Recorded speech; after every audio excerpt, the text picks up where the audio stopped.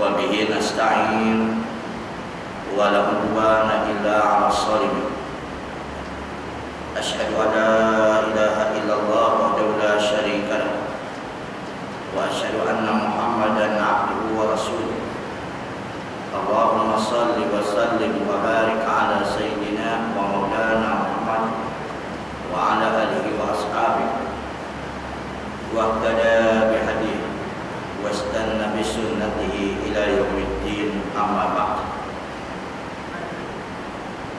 Ibu-ibu, bapak-bapak, kaum muslimin dan muslimat yang dihormati dan dikasihi sekalian, baik terlebih dahulu bila sama-sama kita memanjatkan kesyukuran kepada Allah Subhanahu wa taala yang mana dengan limpah dan kurnianya pada malam ini dipertemukan kita sekali lagi dan dapat sama-sama kita menyambung kuliah maghrib dengan pengajian kitab Matan Arba'in ataupun hadis 40. Moga-moga pertemuan kita dan pengajian kita insya-Allah akan dapat keberkatan dan keredaan daripada Allah Subhanahu wa taala.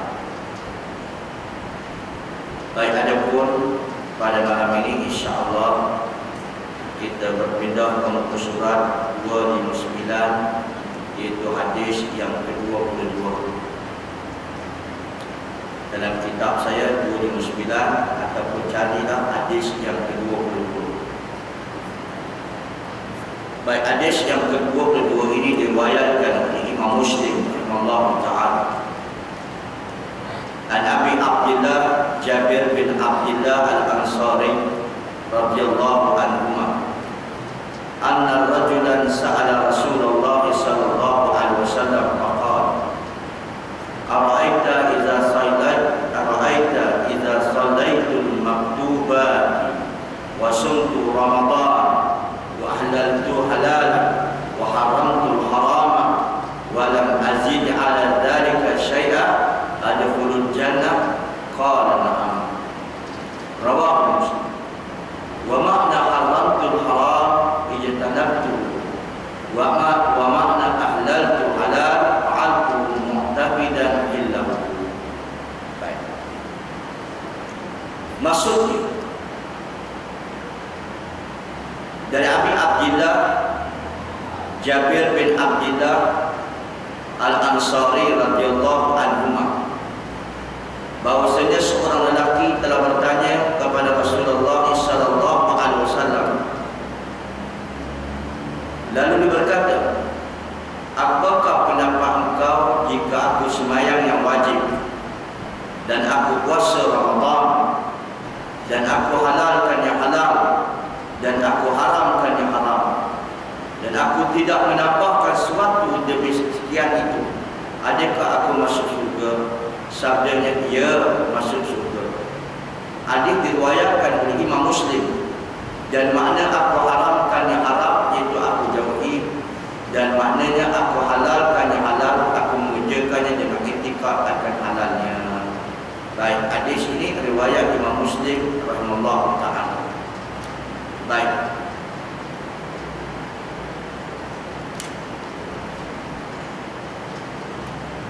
Cuba kita tengok muka surat 260 bagaimana pengarang kitab ini menterjemahkan atau menguraikan hadis itu. Kalau perlu kita tambah. Baik. Iaitu perkara mengenai kemasukan ke dalam surga. Kita tengok syarah hadis ini.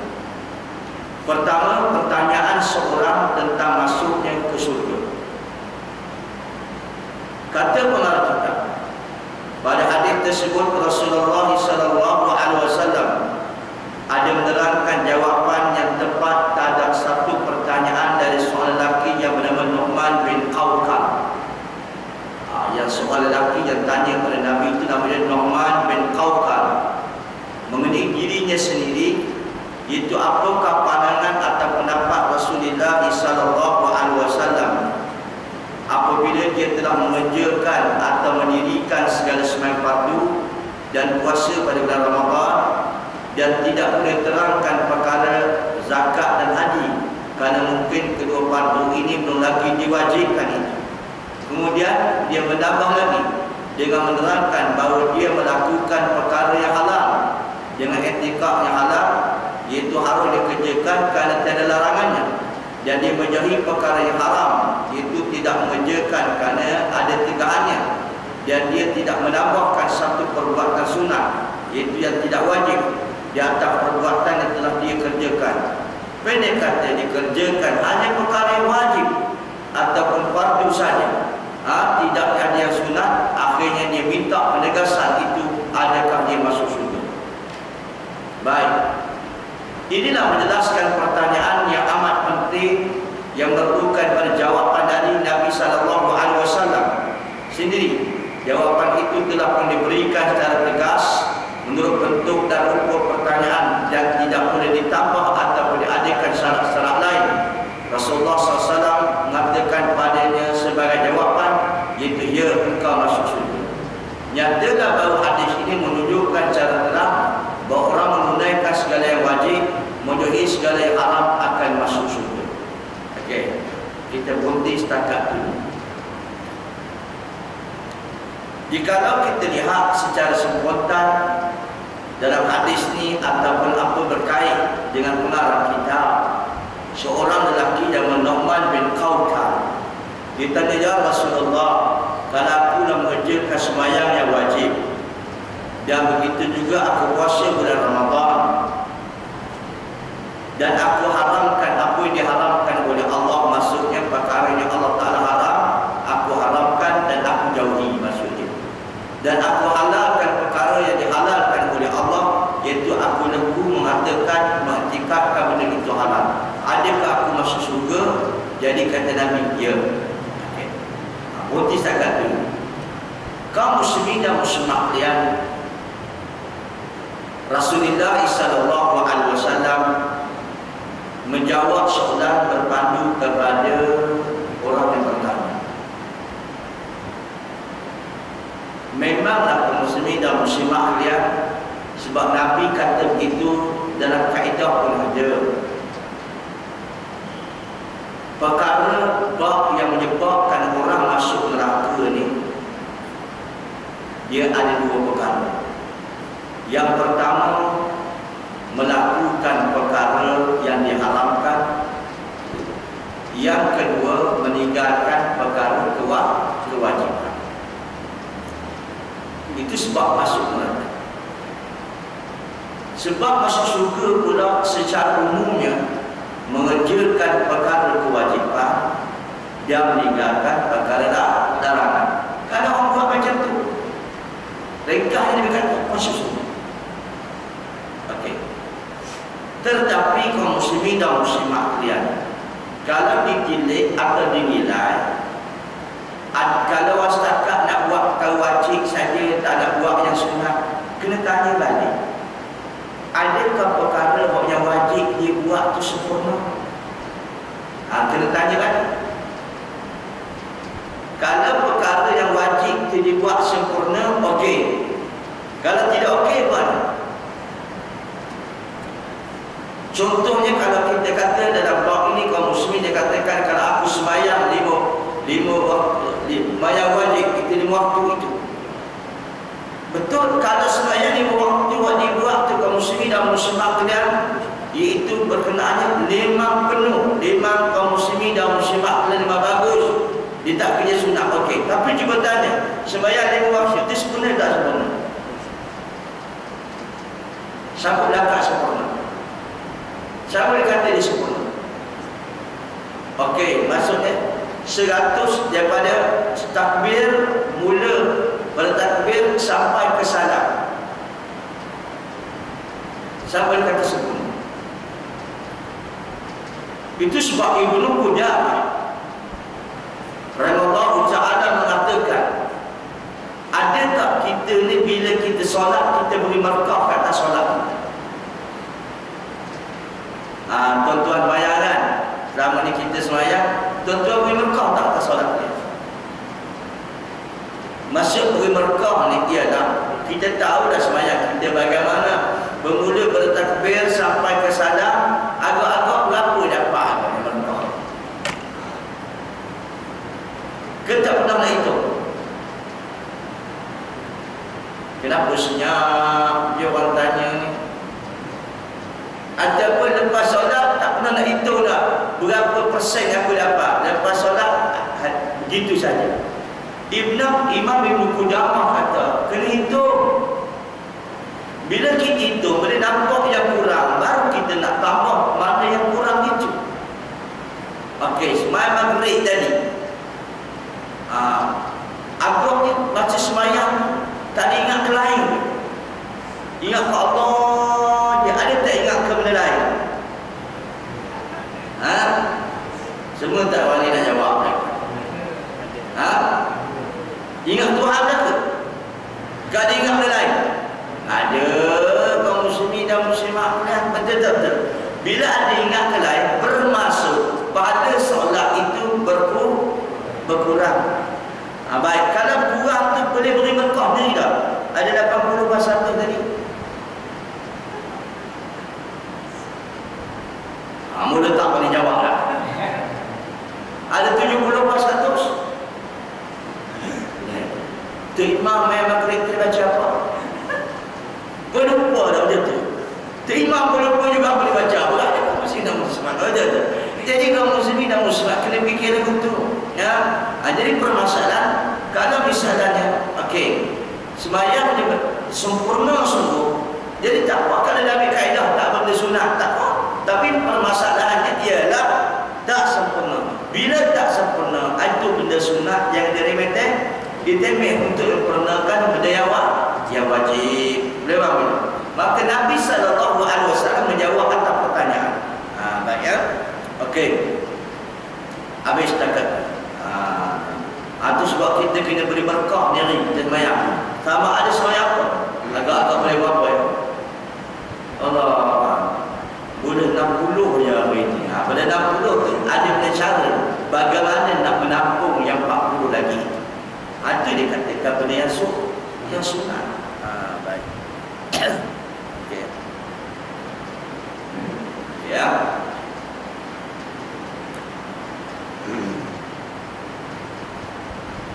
Kata pengarang kitab lagi dalam bab ini, kaum muslimin dan muslimat kalian,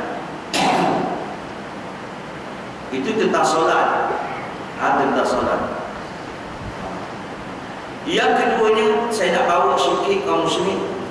Hadis cuma bercerita tentang itu saja, tapi banyak hadis lagi yang bercerita tentang suruhan kita buat benda yang sunat. Itu sebab bila kita belajar hadis ni, jangan belajar satu hadis saja. Pegang hadis ni, ada orang lain lupa. Kan?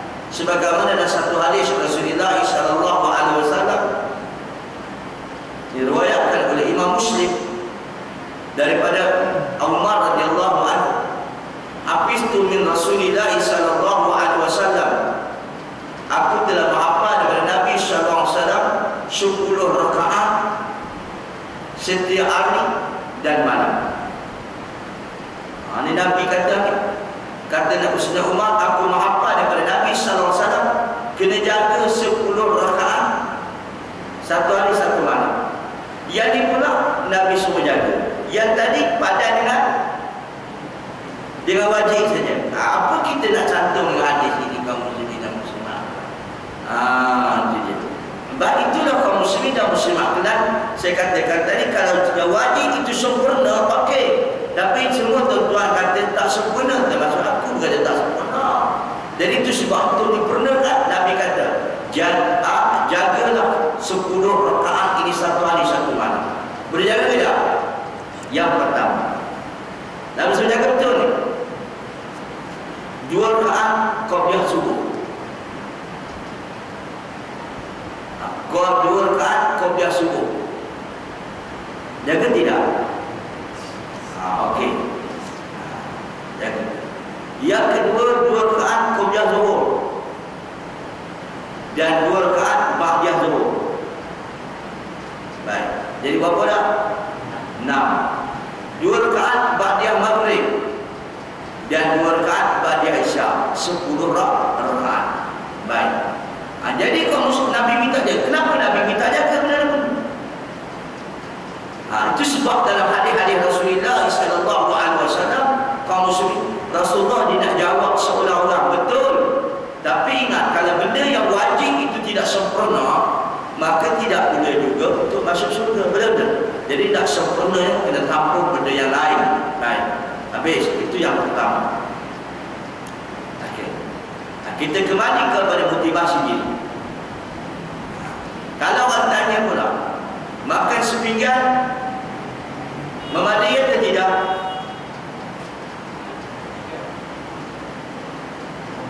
Makan sepinggan nasi mencukupi atau tidak? Memadai atau tidak? Cukuplah. Baik, kenapa semua kata cukup, tapi kenapa nak berdua?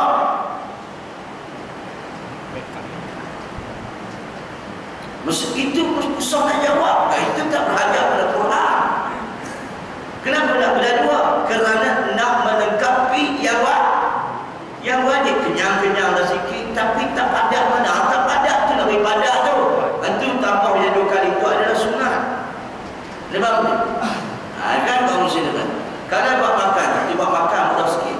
Kalau makan nasi, kau ikan masin, kenyang tak kenyang? Kenyang tak? Kenapa nak ayam? Kenapa nak sayur itu? Benda itu puruk-puruk belaka. Tapi kenapa boleh? Kerana nak makin sedap. Gitulah kaedahnya kaum muslimin dan muslimah. Baik. Jadi sembahyang ni kamu satu kelazatan. Maka itu sebabnya sabda Nabi sallallahu alaihi wasallam.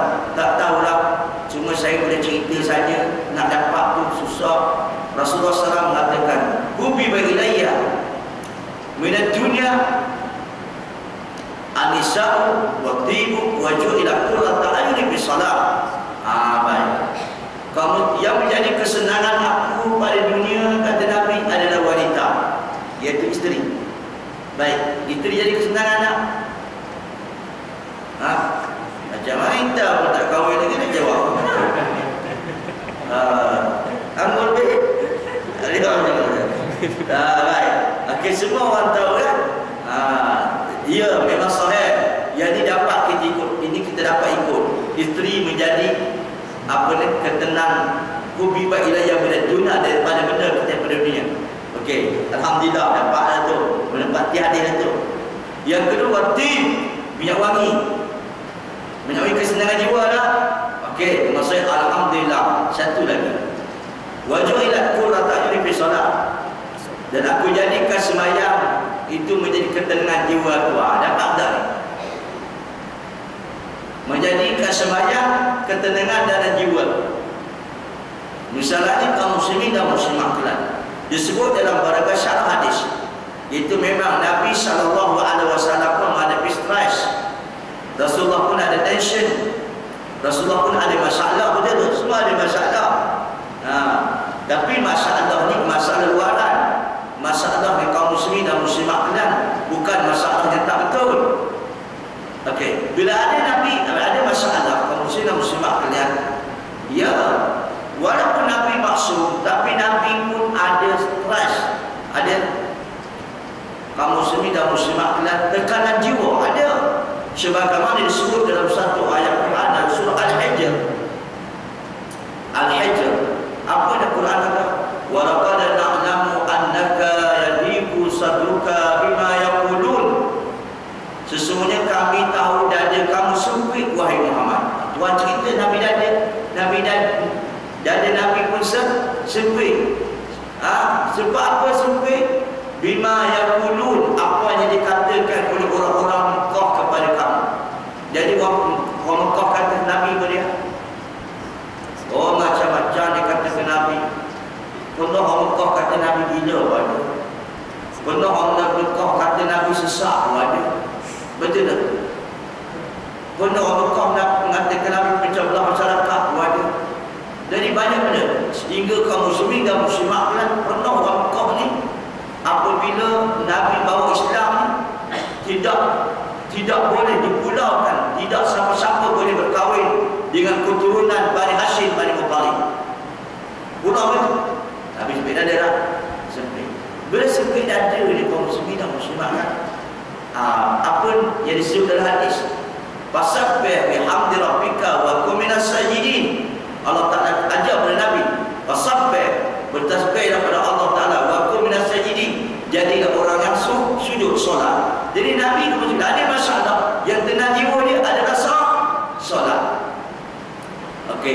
kita pakak sama dah. Minyak wangi pakak sama dah. Kalau kita ada masalah, adakah kita solat? Selalu kalau benda tu stres, solat ke tidak? Solat 5 waktu itu ni masalah dah. Lepas tu, itu tak dapat tidak. Stres yang lain ni, satu masalah ada solat tidak? Ataupun ganti pada solat hilangkan stres, masak. Ada kata untuk menenangkan jiwa adalah merokok. Ada tak? Pakai senyap pula. Betul-betul. Ada orang dengan jiwa kaum muslimin lepas batang sebatang, lepas batang sebatang, lepas batang sebatang. Itu ubah dia. Adakah Nabi kata begitu? Tak ada kan kaum muslimin muslimat kan. Tinggallah benda tu. Jadi setiap benda Rasulullah salat. Jadi payah tak boleh. Ini memang payah nak boleh kaum muslimin dan muslimat. Selalu orang termenung. Baik. Itu sebabnya kata gandingkan dua hadis. Hadis yang terus kerja yang wajib saja. Dia hadis menggalakkan kita menjaga solat. Jadi di sini apa kesimpulan daripada dijamakkan? Rasulullah berpandu kepada perkara-perkara yang kaum muslimin soalan yang ditanya. Nabi jawab macam tu. Tapi kalau kita kaji hadis lain, kalau solat yang fardu tidak sempurna, maka kena ambil soalan yang lain, ambil hadis yang lain. Yang kedua, kenapa tidak disebutkan tentang masalah haji dan zakat? Disebutkan Ramadan dengan solat saja. Maka itu sebab Imam Nawawi kata, kerana orang lelaki itu bertanya, kerana apa? Kerana ketika itu haji tidak diwajibkan lagi, zakat tidak diwajibkan lagi. Itu bukan pendapat alim ulama. Baik, habis ya. Baik, kita sambung sikit lagi hadis Nabi SAW. Lepas tu kaum muslimin dan muslimat kalian, apa lelaki itu kata? Okey.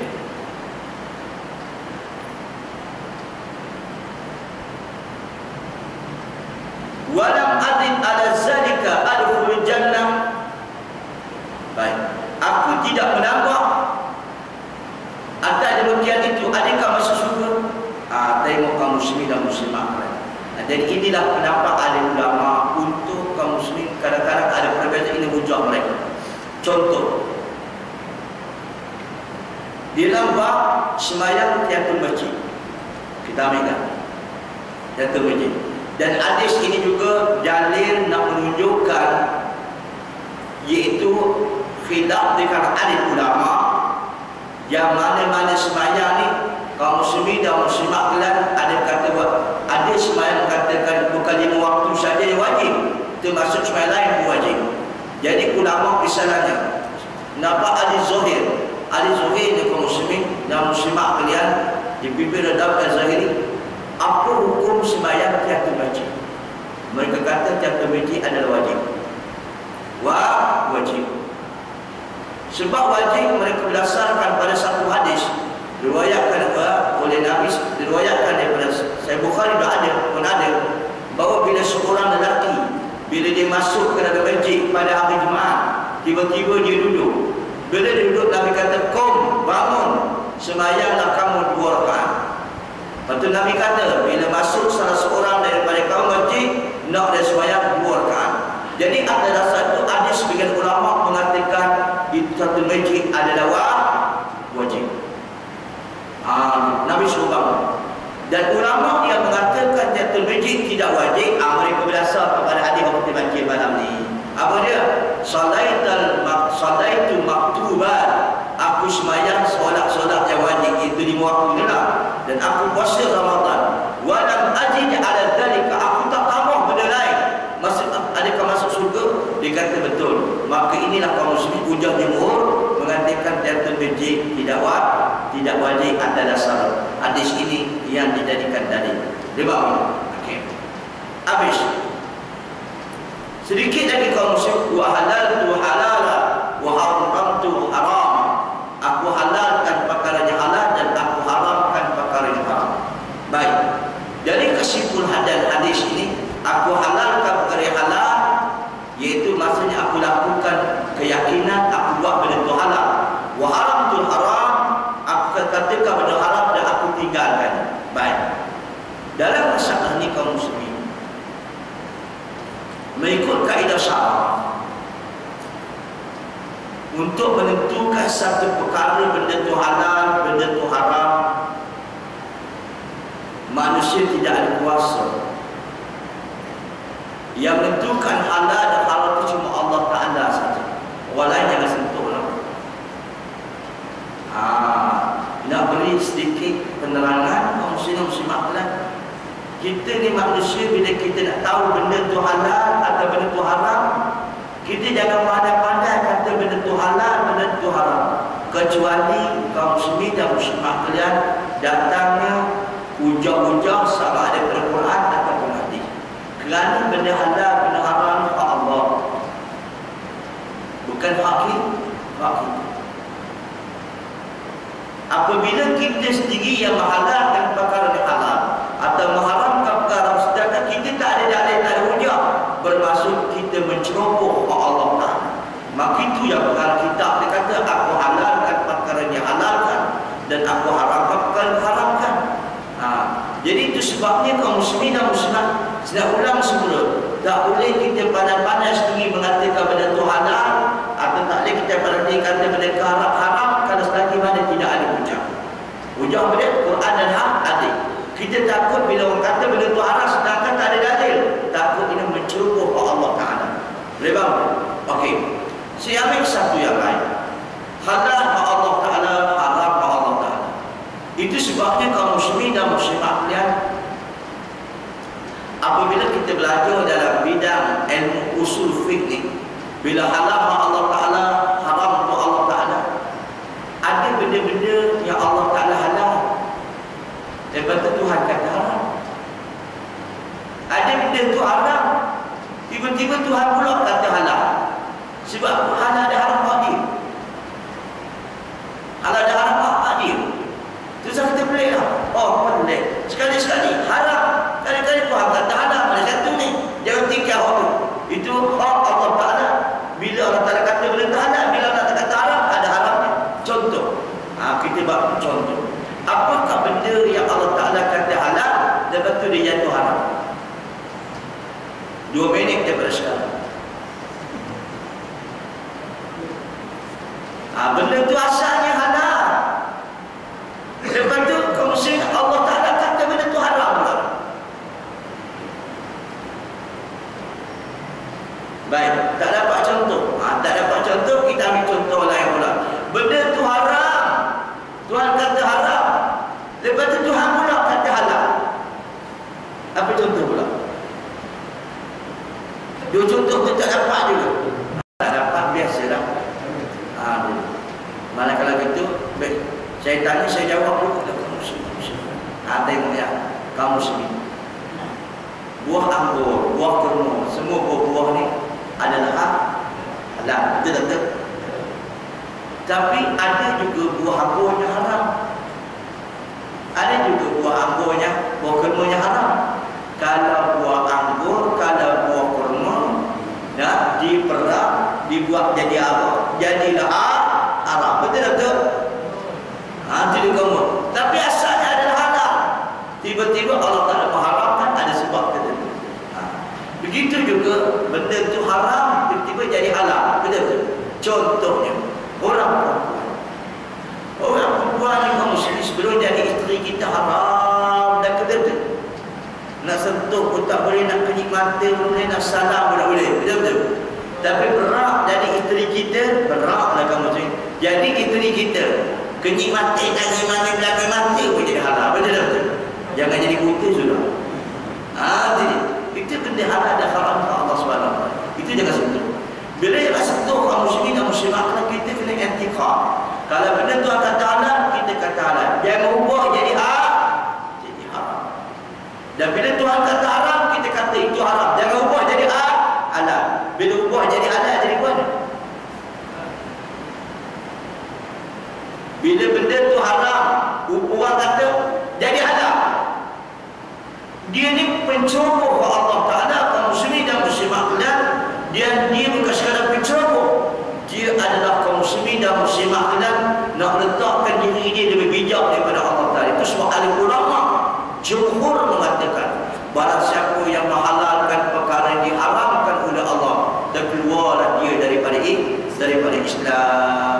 Dan barang siapa yang mengharamkan perkara yang dihalalkan oleh Allah Ta'ala juga terkeluar daripada Islam, kerana dia ambil hak Allah Ta'ala, dia letak atas diri dia. Boleh faham tu? Tu kena berjaga-jaga ni kaum dalam bawah ini.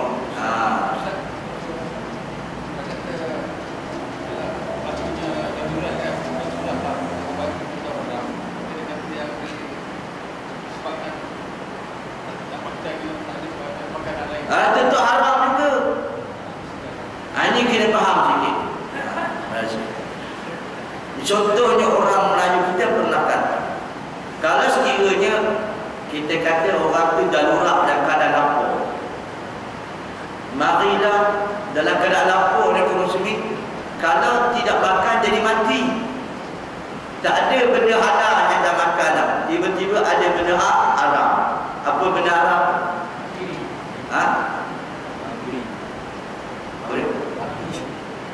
Allah. Tak ada benda lain ke babi lah. Biasalah dia kata babi lah. Betul. Babi. Bila kata babi itu kaum muslimin muslimat, adakah babi ketika darurat tu halal?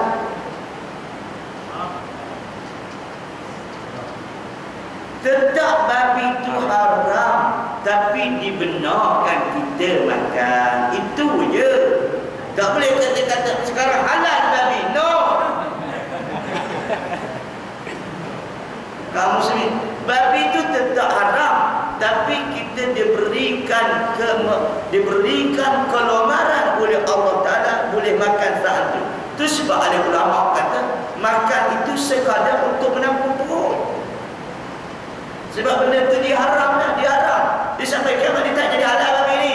Cuma kita boleh makan ketika itu untuk menampung perut je. Tapi kalau sampai sedawa itu bukan tampung. Saya faham itu. Jangan kata halal kaum muslimin dan muslimat. Itu darurat lah. Ada yang darurat. Baik. Tapi banyak benda kaum muslimin dan banyak benda. Kalau benda-benda macam tu buat makan ni boleh. Tapi ada benda-benda walaupun darurat tetap haram. Benda tu dia darurat, walaupun darurat dia tetap haram. Contohnya zina. Berzina. Misalnya kaum muslimin, orang ni dia tak boleh nak makan, susah nak kerja. Jadi darurat anak ada 5. Boleh tak dia tu mencari makan dengan zina? Kalau tidak, tak boleh nak tampung.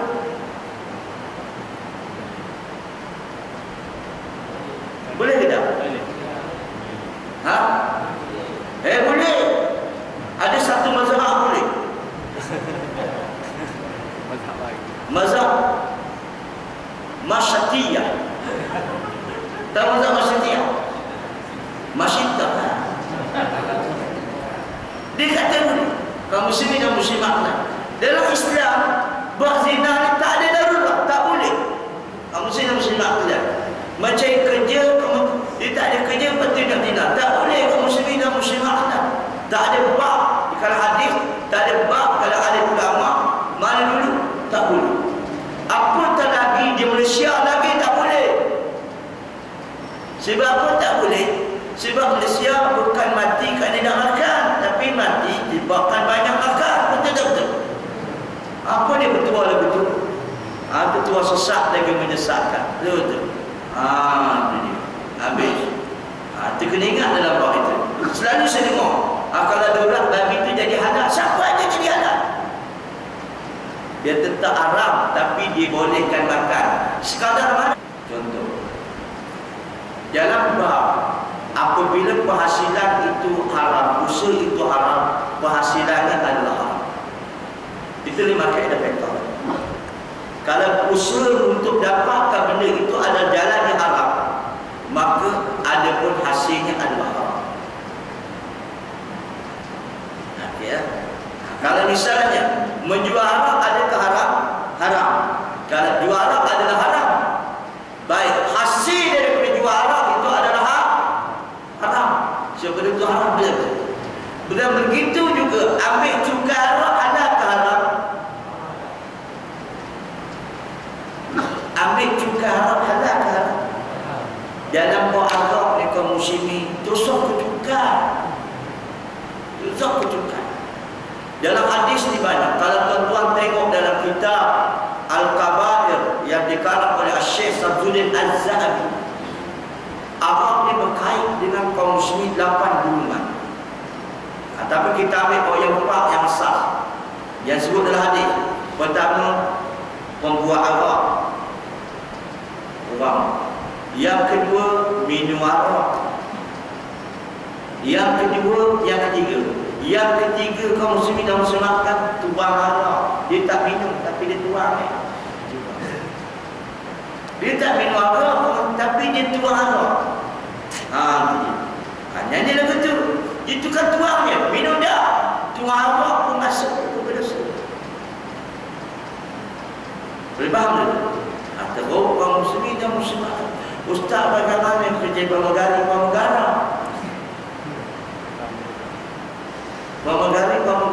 Pramugara. Anak kata tuan tak pandai nak lekong ahli Nabi. Sebab Nabi kata yang tuan Allah pun sama. Yang ketiga, wakil Allah. Wakil Allah. Wakil ni banyak dah termasuk reba kita. Nampak tak? Itu sebenarnya wakil dah itu penguji muslimat.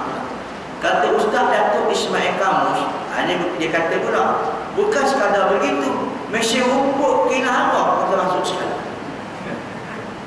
Memang ni, ada banyak kaum muslimin dan muslimat kan. Kalau begitu keadaannya benda yang kuat, minum, tuang, apa tadi, ambil cukai haram. Bila ambil cukai haram, hukumnya adalah haram.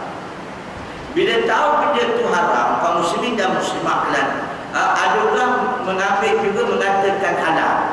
Apa hukum? Saya tak nak jawab, tak tanya tuan-tuannya. Apa hukum? Orang ambil cukai arak, hukumnya adalah haram. Kita tahu orang tu dia ambil cukai arak, dia meluahkan jasa arak, kita sokong dia pula. Jadi mana agak-agaknya? Sudahlah kaum muslimin dan muslimat. Macam ni lah. Tiba-tiba lori arak ni pancing. Pancing. Tiba-tiba pancing kaum muslimin nak beri pam biar dia boleh jalan sekejap. Jumpa pancing, rumah pancing ada tak pam? Ada. Pancing pun pergilah tengok-tengok kasbel. Betul. Pancing beri pam tu pun haram dia pun tahu. Itu masalah dia. Dia faham ya? Sebab mereka macam tu. Nak azan dulu. Azan dulu.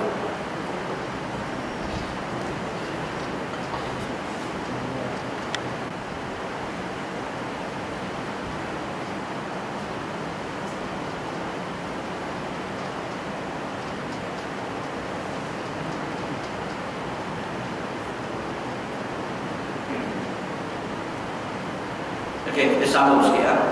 Sambung sikit. Okey ya, kita kena ingat benda tu.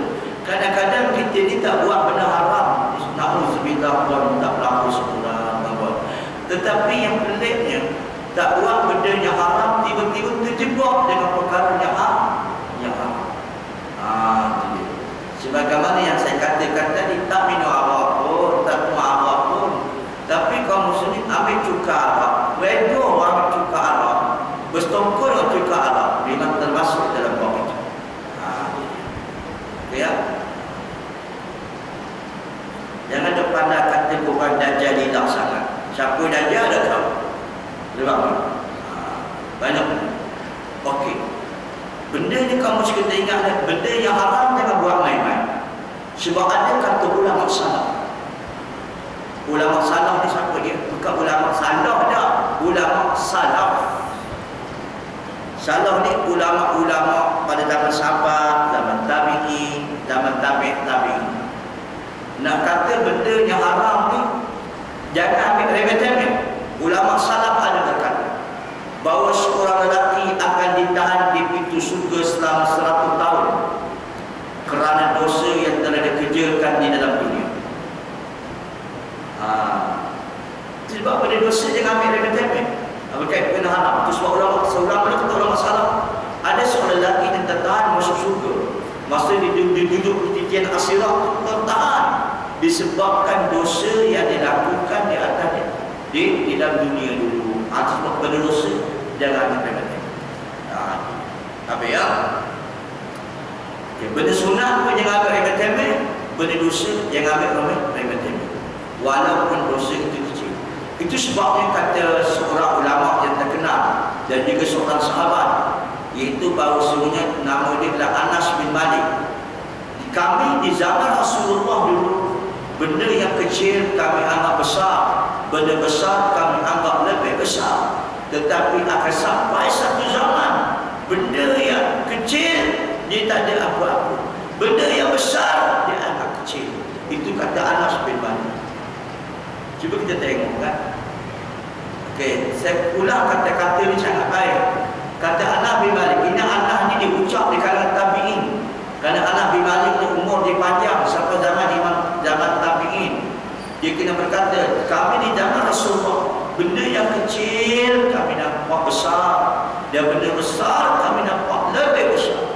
Tapi akan sampai satu masa, kata Anas bin Malik, bahawa zaman mana kita tak tahu, benda yang kecil dianggap tidak apa-apa, dan benda yang besar dianggap kecil. Ada satu zaman, wallahu a'lam zaman bila ya.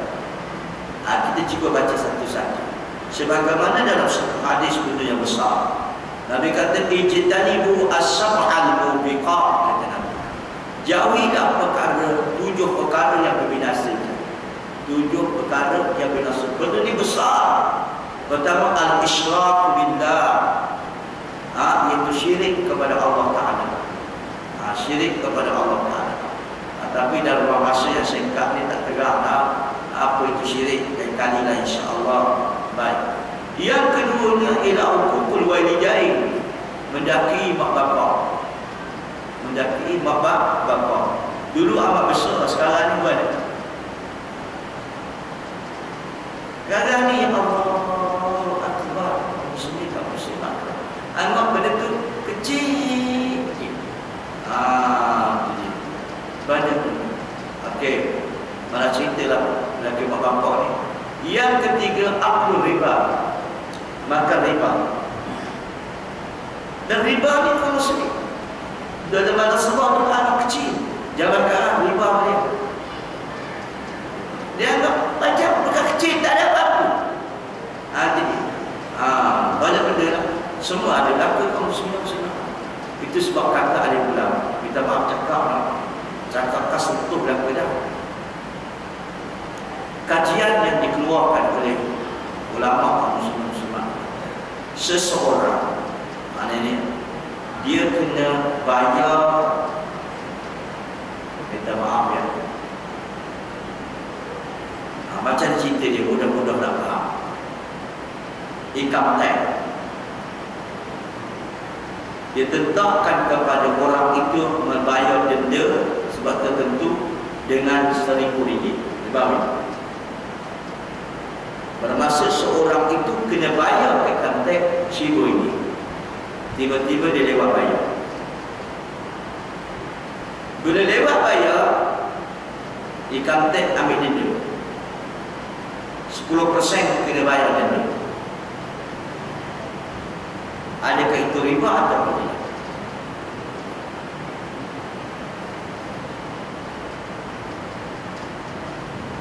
Tidak. Kebanyakan ada ulama berbicara ada masalah semua kata itu adalah riba. Apabila kita ni kamu kena bayar, kamu senang kita tak bayar, itu adalah hutang. Bila hutang, kita lama bayar hutang, bank kena denda. Itu adalah riba. Berapa muslimin muslimat? Tuan-tuan hutang dekat saya. Kena bayar hutang tu. Tiba-tiba janji sebulan, 2 bulan tak bayar juga. Saya kata kalau begitu, kalau sebulan lepas macam ni, 1 hari RM5, 1 hari RM5 sebagai denda, itu adalah riba atau tidak? Riba. Banyak tak banyak? Tapi banyak tak berlaku. Ingat Ibnu Mas'ud radhiyallahu anhu mengatakan bahawa riba ni, barang siapa yang muslimin dan muslimat kalian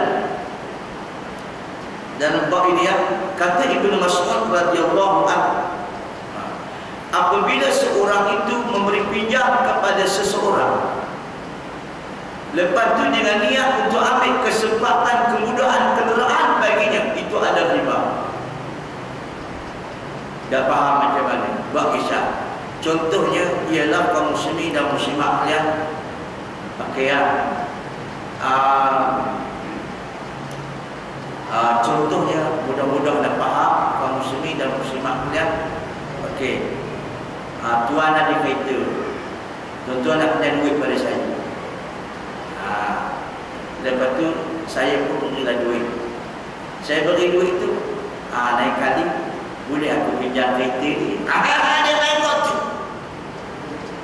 Dia nak kata, kalau aku beri dekat dia duit, dia pinjam dia bayar. Tapi dengan aku beri ni, tiba-tiba ada sebalik.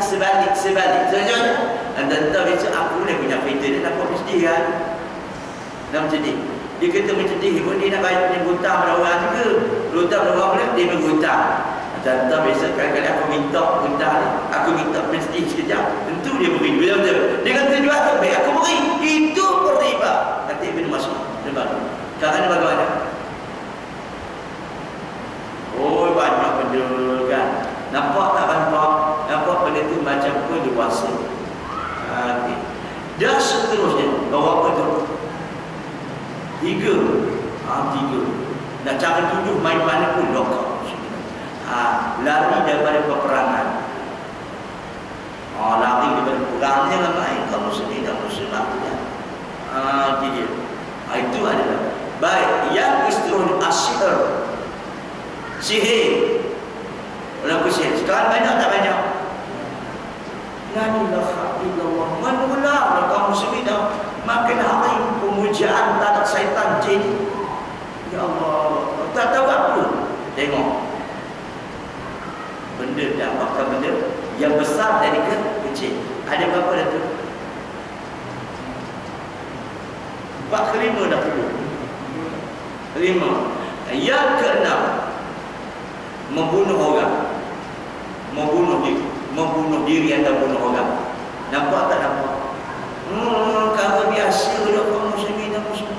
Bunuh orang biasa, jadi tak apa benda tu. Satu benda besar. Muslimin dan muslimat. Atau perompak zaman sekarang, dia kenalkan diri dia, kami perompak. Jangan cakap banyak. Kami nak emas dan perak saja. Boleh dia kenalkan diri dia lagi. Nampak tak? Nampak muslimin dan muslimat kalian. Yang seterusnya ialah kaum muslimin dan muslimat kalian. Yang ketujuh, yang dinyatakan oleh Nabi SAW, mereka berkata hati. Banyak tak banyak? Banyak dalam bawah itu ya. Okey. Habis. Tapi berbilang riwayatlah dalam masalah ini. Tapi dah, kalau dosa kecil, lagu apa dari temeh. Kadang-kadang kalau temeh tak ada apa-apa, akan sampai satu masa dosa besar pada temeh. Ada seorang orang muslim. Kita kata hati ini cukup biadab. Hati ini cukup biadab kadang-kadang. Tok mufti guna beri fatwa lah. Bukan terperasaan begitu je, bukan. Minta maaf lah pada cinta. Ada seorang artis dia muslim. Dia pergi ke Langkawi. Dia betul orang tangkap gambar dia pakai seluar pendek. Seluar pendek ni bekas sepeda dan bukan pakai lutut. Dia panggil apa? Setengah pendek.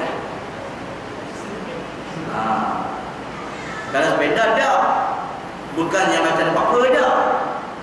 Gitu. So pendek lah kita kata. Apabila orang kata riuh hendak muslim, hati tu kata, salah ke pakai seluar pendek? Tengok. Salah ke pakai seluar pendek? Itu satu artis. Satu lagi pengarah film. Kalau ada imam Mutamiyah, dia akan bertanya, kamu kafir atau muslim? Terus bawa orang mana? Ada seorang tu nama apa saya lupa dah kamu. Susah sebut nama lah. Betul. Tapi aku ingat nama dia Pak Man. Osman apa nama? Dia kata apabila dia menguraikan satu cerita filem, Ombak rindu ombak ke ombak rindu. Ombak rindu. Baik. Pada tengok cerita tu, bagus. Sebab aku juga tak tengok. Tapi tengok dalam berita saja. Lalu bila dia buat cerita itu, cerita tu jadi meletup kerana ada edangan panas. Lalu si Melayu ni, kaum muslimin dan muslimat, dia kata apa? Dia kata ada pun edangan dirancang amat penting dalam hidup. Tengok, orang Melayu dia mengaku Islam, dia mengatakan edangan ranjang amat penting dalam hidup. Kalau ada imam utamanya kata kamu kafir atau muslim, dia jawab dulu, kamu kafir atau muslim. Tak sewajar mulut orang muslim berkata begitu. Itu yang dimasukkan dalam hadis Nabi sallallahu alaihi wasallam. Dan betul pendapat kata Anas bin Malik akan sampai satu masa yang benda yang besar orang kecil, benda kecil orang nampak kecil lagi. Itu sebab benda yang haram jangan ramai, jangan pandang remeh-temeh. Kerana kata ulama salah, orang melakukan benda haram tertahan dia masuk surga selama 100 tahun, kata ulama salah. Memang okey. Wallahu a'lam. Cukup dah panjang ya. Insya-Allah lain kali kita sambung hadis yang ke-23 insya-Allah. Subhanallah wa bihamdihi asyhadu an la ilaha illa anta wa astaghfiruka